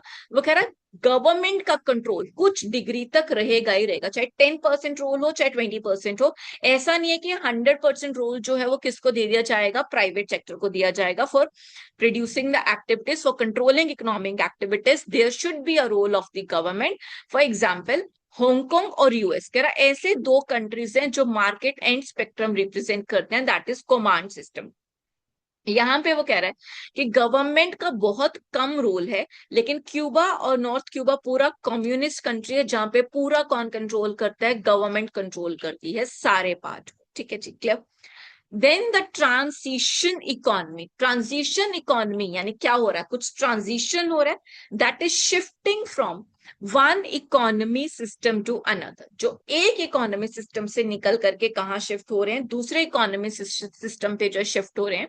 लेट 1980s और अर्ली 90s में बहुत से ऐसे कंट्रीज थे जो सेंट्रली प्लान्ड इकोनॉमीज थे, यानी उनका सिर्फ क्या था कि गवर्नमेंट करेगा, but now they have move towards free market economy. That means जो कंट्रोल है वो ज्यादा प्राइवेटाइजेशन है, but still with some of the rules and regulations of the government. इसमें कौन कौन सी इकोनॉमीज आए, SU that is Soviet unit, और मोर देन 30 कंट्रीज इसके बाद इन्वॉल्व हुए, जिसके आप नाम लिख सकते हो, that is China, Vietnam, Angola, Ethiopia, कोई भी नाम लिख दो। तो that is transition, shifting from the one economic system to the another, generally from socialist to free market economy, that is a command economy. Then you have a definition of GDP, gross domestic product, सबको आता है, और इसमें real GDP और nominal GDP आपको करना है, ठीक है। ग्रॉस नेशनल इनकम, ये भी आता है। इकोनॉमिक ग्रोथ कैसे डिफाइन करोगे, दैट इज जीडीपी जितना ज्यादा होगा, gross domestic product, the value of final goods and services, higher the value of final goods and services, higher आपका जीडीपी होगा, उतना ही क्या ज्यादा होगा आपका economic growth. The quantitative and growth of an economy is measured by the changes in gross domestic product between two time period, that is एक suppose एक क्वार्टर से क्वार्टर वन से क्वार्टर टू में कितना इंक्रीज हुआ, या last past year में कितना था, 2025 में कितना था और 2026 में कितना था, इंक्रीज होगा। अगर जीडीपी बढ़ा तो उसको इकोनॉमिक ग्रोथ कहेंगे। Then HDI which is known as human development index, कैसे मेजर होता है कहीं का भी, दैट मीन्स ह्यूमन फैक्टर्स कितने अच्छे से मेजर हो रहे हैं, वहां का बर्थ रेट और डेथ रेट कैसा है, लाइफ एक्सपेक्टेंसी रेट कैसा है, लिटरेसी एजुकेशन माइंडसेट कैसा है। इन्फ्लेशन, कॉस्ट ऑफ लिविंग कितना बढ़ गया। Inflation is generally defined as the increase in the cost of living per year, एक साल में लोगों का रहने का खर्चा, स्टैंडर्ड ऑफ लिविंग कितना बढ़ गया। और इसका ड्रॉबैक क्या होता है कि जो परचेजिंग पावर है वो क्या हो जाती है, कम हो जाती है। It refers to continuously rising price and as a direct effect on the operations of the business. क्यों, क्योंकि क्या इंक्रीज होता है, बिजनेस के रॉ मटेरियल बढ़ गए, wages, prices of finish goods and cost of inventory. जब इन लोग एक प्रोडक्शन फैक्ट्री की कॉस्ट बढ़ेगी तो वो क्या इंक्रीज करेगा, प्राइजेस भी इंक्रीज करेगा। सो इस तरीके से बढ़ जाएगा। वो कह रहा डिफरेंट टाइप ऑफ आपके पास इन्फ्लेशन इंडेक्सेस हैं, जैसे कि सीपीआई, कंज्यूमर प्राइस इंडेक्स, जो कंपेयर करते हैं कि prices of fixed basket of a goods and services for a consumer. Wholesale price index भी होता है, रिटेल प्राइस इंडेक्स पे, so there are different kind of index which relates to decrease in the purchasing power of the person and increases the price for the consumer। balance of payment, आपने किया है balance of trade और फिर आप अपने capital और current account को अगर आप एड ऑन कर दो तो क्या बनता है आपका बैलेंस ऑफ ट्रेड, जो क्या रिकॉर्ड करता है countries transaction with the rest of the world. जो आप रिकॉर्ड कर रहे हो, चाहे वो trade that is export minus import हो, export and import of goods and services, and investment जिसमें आपका कैपिटल इन्वेस्टमेंट होगा। It surplus is the balance of payment. अगर बैलेंस ऑफ पेमेंट पॉजिटिव है तो क्या होता है सरप्लस, और अगर बैलेंस ऑफ पेमेंट नेगेटिव है तो क्या होता है deficit. That means it's a matter of concern. एक इकोनॉमी के पास जो पैसा है, जो फॉरेन करेंसी है, वो उस समय नहीं है, लेकिन सरप्लस का मतलब है कि we have more of the foreign currency available with our country. और इंडिया इस समय किस पे जा रहा है, डेफिसिट पे जा रहा है पीपल। और इस डेफिसिट को बैलेंस करने के लिए क्या लेना पड़ता है, लोन लेना पड़ता है, which is known as the external debt. Country की बोरोइंग्स को रिप्रेजेंट करता है from outside the world, total amount of debt and total debt as a percentage of GDP. वो कह रहा है डेट को दो पार्ट्स में जो है हम डिवाइड कर सकते हैं। नंबर वन कि जो डेट है वो नॉर्मल डेट कितना है, और debt as a percentage of GDP जो है आपका कितना होने वाला है। सो इंक्रीजिंग डेट लेवल की वजह से इकोनॉमी में क्या है कि डेट ट्रैप में हो जाती है and it creates instability and slow down the economic growth. और इसकी वजह से फिस्कल डेफिसिट बढ़ता है, इंटरेस्ट रेट्स बढ़ते हैं। Then you have exchange rate. Exchange rate क्या है कि वो रेट, ऐसा रेट जिस पे आप अपने इकोनॉमी के डोमेस्टिक करेंसी को एक्सचेंज कर सकते हो with the foreign currency, that is known as the exchange rate. ठीक है जी। करंटली इंडिया का जो रुपी है और जो यूएस का डॉलर है, they have around 95 rupees something पैसा, which is the exchange rate in terms of a dollar. वैसे आप अलग अलग रेट्स में कर सकते। Then we have political environment. Political environment, country में गवर्नेंस सिस्टम कैसा है इकोनॉमी के अंदर, which is known as the political system, the system of governance in the economy. यहाँ पे भी देखो वो कह रहा है कि यहाँ पे ढेर सारी आपके पास there are multiple theories and doctrines which forms a multiple system. For example जो यूएस है, US is based on constitutional right of a private property and a freedom of choice. This find its counterpart in economic philosophy of a capitalism.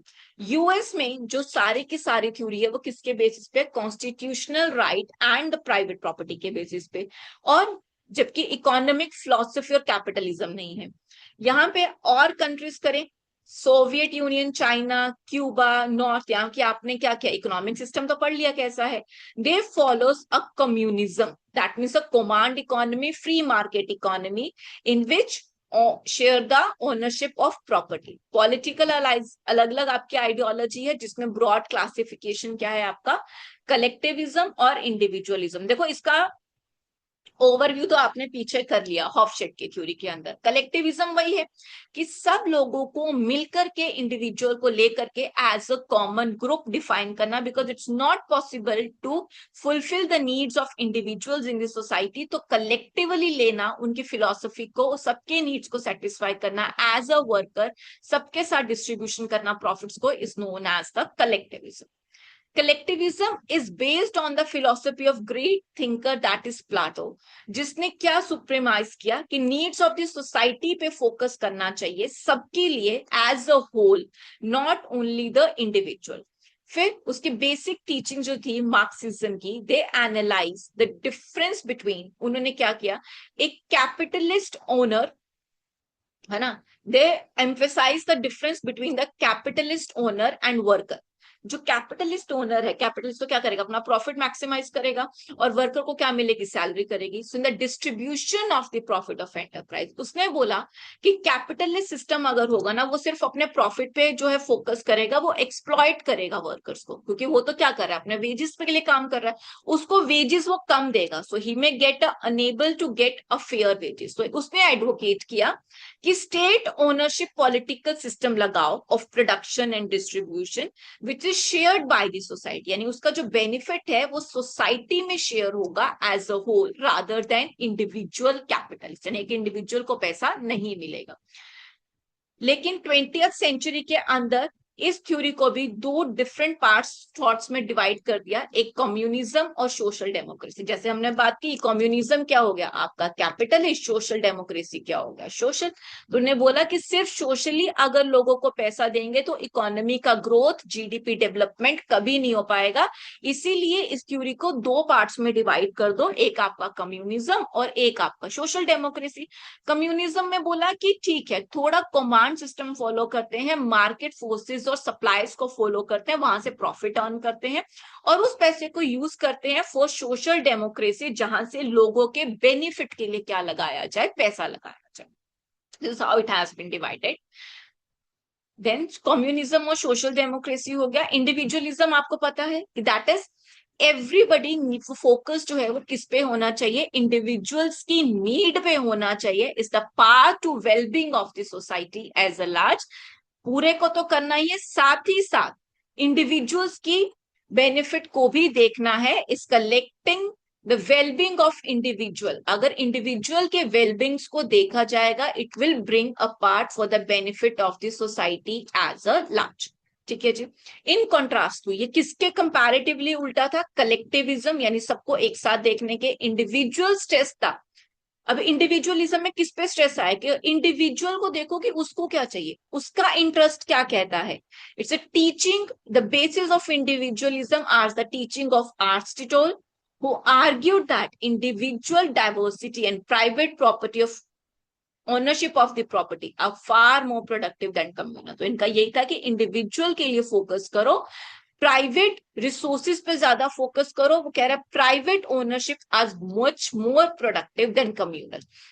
और ये किसको ले जाएगा, social path को भी क्या करेगा, ग्रो करेगा। इसके दो बेसिक फंडामेंटल आपके पास बिलीव्स हैं।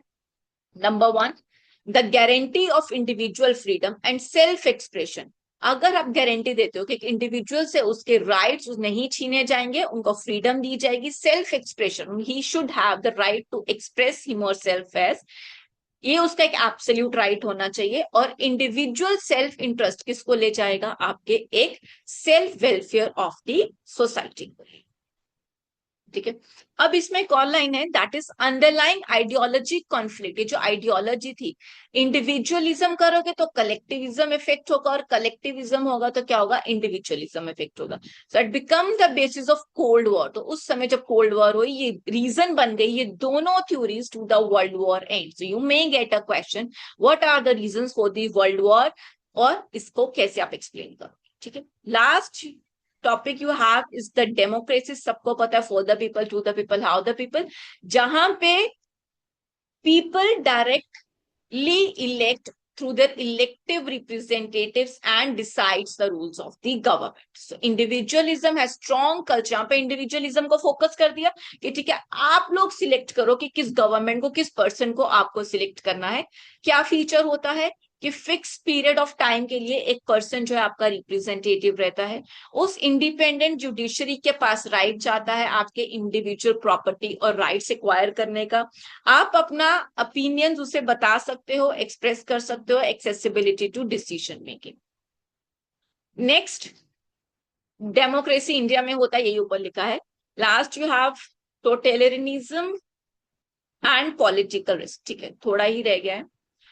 टोटलिटरिज्म में क्या है ना, वो कह रहा है कि the system of the government, जहां पे सबको एक साथ लेके चला जाता है। Totalitarism is a system of the government in which एक इंडिविजुअल या political party has complete control of the virtue of religious belief, जिसके पास एक पूरा कंट्रोल होता है, चाहे वो रिलीजियस बिलीफ से रिलेटेड हो, ट्राइबल पावर हो, या आइडियोलॉजी के बेसिस पे, to recognise other parties and completely suppress them. तो क्या कहते हैं ना कि वो कंप्लीटली क्या करेंगे ना कि हम या तो दूसरे पार्टीज को रिकॉग्नाइज करेंगे या उनको, उनका सिस्टम जो बिल्कुल खत्म कर देंगे। So that is the totalitarianism, कि कैसे एक इकोनॉमी में सिस्टम फेस होगा। That is communism and fascism. These are two reflections of totalitarian. दो फेजेस है which stress the role of strong central government। Central government का सबसे ज्यादा रोल क्या है आपका, USSR, China, Cuba, north Korea. तो यहाँ पे वो कह रहा है कि आपका सेंट्रल गवर्नमेंट का रोल बहुत ज्यादा है। टोटलिटरिज्म एग्जिस्ट करता है डिफरेंट फॉर्म में, सच एज कम्युनिज्म। कम्युनिज्म में कैसे करेगा? वो कहता है इन विच आपके जो सिस्टम्स हैं, पॉलिटिकल और इकोनॉमिक सिस्टम्स है, ये वर्चुअली इनसेपरेबल है, जिनको आप सेपरेट नहीं कर सकते कम्युनिज्म सिस्टम में। यहाँ पे कम्युनिस्ट बिलीव करते हैं कि इक्वल डिस्ट्रीब्यूशन होगा आपका किसका, वेल्थ और पावर का। ठीक है, यहाँ पे वेल्थ और power should be equally distributed in communism, क्योंकि पॉलिटिकल और इकोनॉमिक सिस्टम है।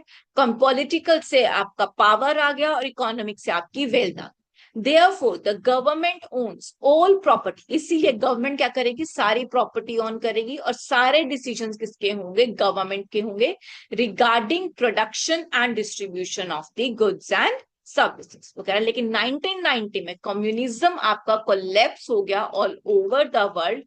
इन इट्स स्टॉचेस्ट फॉलोअर, जो इनके फॉलोअर्स थे, चाइना, वियतनाम, उन्होंने भी मूव करना शुरू कर दिया towards market oriented and they remain denying civil rights. और उन लोगों के सिविल राइट्स भी नहीं दिए, उनकी लैंड्स भी उन्हें वापस नहीं दी। Theocratic totalitarism is said to exist, जो कह रहा है कब थियोरेटिकली थियोक्रेटिक जो है ये एग्जिस्ट करता था, when a religious group exercises the total power and represent the persecutes of the non followers. ठीक है, देन ये कुछ ही कंट्रीज में था आपका, अफगानिस्तान, ईरान और सऊदी अरब के अंदर। फिर ट्राइबल टोटलिटरिज्म आया, ये रखना थियोक्रेटिक, अभी ऊपर पढ़ा ना हमने, थियोक्रेटिक का मतलब क्या होता था, फेथ के बेसिस पे, रिलीजन के बेसिस पे जो कानून बनता था उसे थियोक्रेटिक कहते थे। तो फेथ और रिलीजन, तो रिलीजियस ग्रुप से रिलेटेड हो गया। टोटल पावर रिप्रेस और परसिक्वेट्स होगा नॉन फॉलोअर्स के लिए, डिपेंड करता था। अफगानिस्तान, ईरान और सऊदी अरेबिया ने एक्सप्रेशंस के इस चीज के लिए। और ट्राइबल टोटलिटरिज्म फाउंड हुआ कहां पे, African state that is Zimbabwe और टेंजानिया में, is a monopolisation of a power by a particular tribe. उनका क्या था कि हमारे tribe and we have the monopoly, और हम अपना राइट किसी और को नहीं देंगे, that is total tribalism. Right wing totalitarism was found in the fascist regimes of Germany and Italy under the right wing dictatorship. Dictatorship था वहां पे।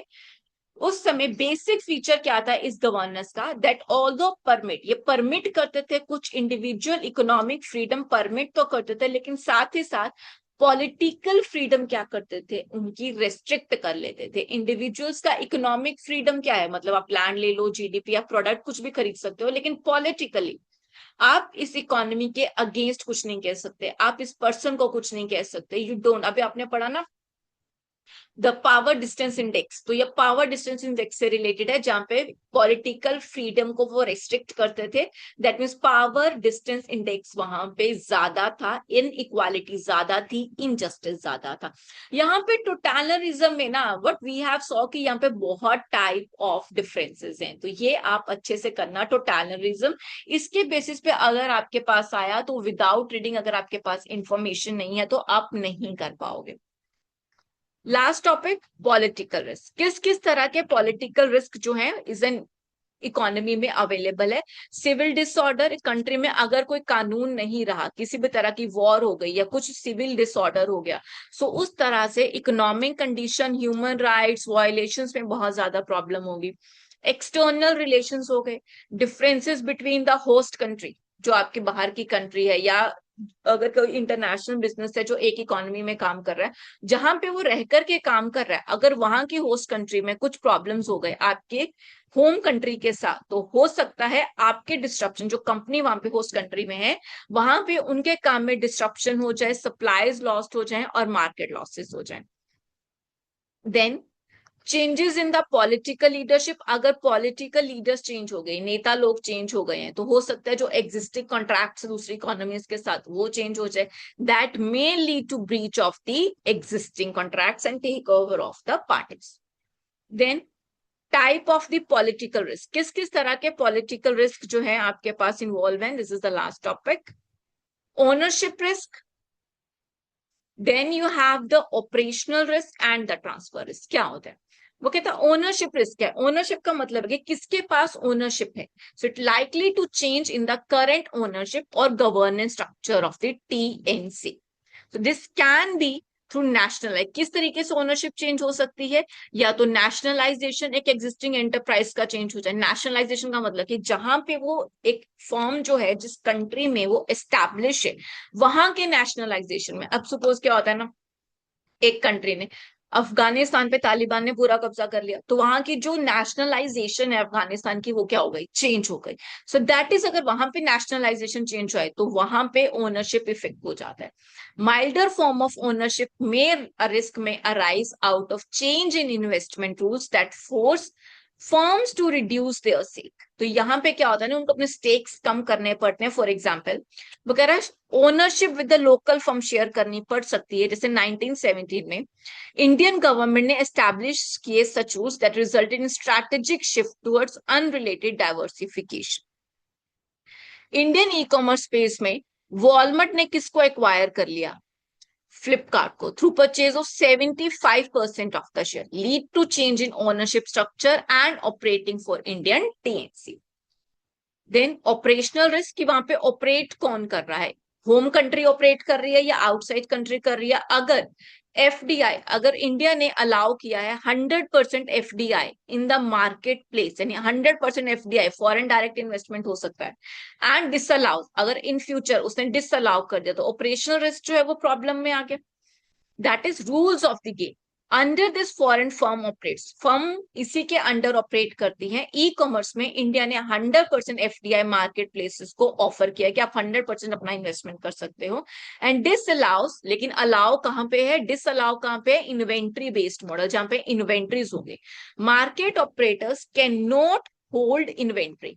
ये जो आपके मार्केट प्लेस ऑपरेटर्स हैं, ये इन्वेंट्रीज होल्ड नहीं कर सकते and sell product on their platform. अपने प्लेटफॉर्म पे नहीं सेल करेंगे, सिर्फ मार्केट प्लेसेस पे, that is Amazon, Flipkart, Meesho, इन्हीं पे सेल कर सकते हैं और कहीं सेल नहीं कर सकते। And the transfer risk, it refers to restrictions on the free movement of factors of production। जहां पे factors of production क्या हो रहा है ना, आपके freely move हो रहे हैं। अब वो factor of production में आपके पास क्रूड ऑयल भी आता है। it leads to migration of workers also। For example वो कह रहा है president Trump buy American hire American, वो कह रहा है कि आप अमेरिका ही खरीदोगे और हायर भी करोगे, किसे? अमेरिकन को ही हायर करोगे। हैज लीड, उसकी वजह से क्या होगा, इनका जो यूएस वीजा रेजिमी है वो वहां पे हायर हो गया। This could lead to reduction in HI by countries. जो लोग बाहर से काम करने आते थे उनके लिए क्या हो गया? ओनरशिप कम हो गया, they can not transfer themselves. This is what we have in the chapter, that is introduction to the business environment. This is all in the chapter. आप ये चैप्टर कर लो इजिली। दो क्वेश्चंस आएंगे इसमें से, और में करना एक ही है, और में है। तो जैसे कुछ आपके पास डिफिकल्ट टॉपिक है, जैसे टोटलिज्म का डिफिकल्ट है, अगर आपको लगता है कि वो छोड़ के जाना है तो you can skip that topic और बाकी टॉपिक अच्छे से कर लो, वहां से हो जाएगा। बिकॉज और क्वेश्चन भी आई ऑलरेडी टोल्ड यू कि और में भी क्या है आपके पास 9+9 या 6+6 करके आता है, तो जो इजी लगे आप वो ऑप्ट कर सकते हो। But do not take the chance to miss this chapter. Thank you so much. If you like this video, like, share and subscribe.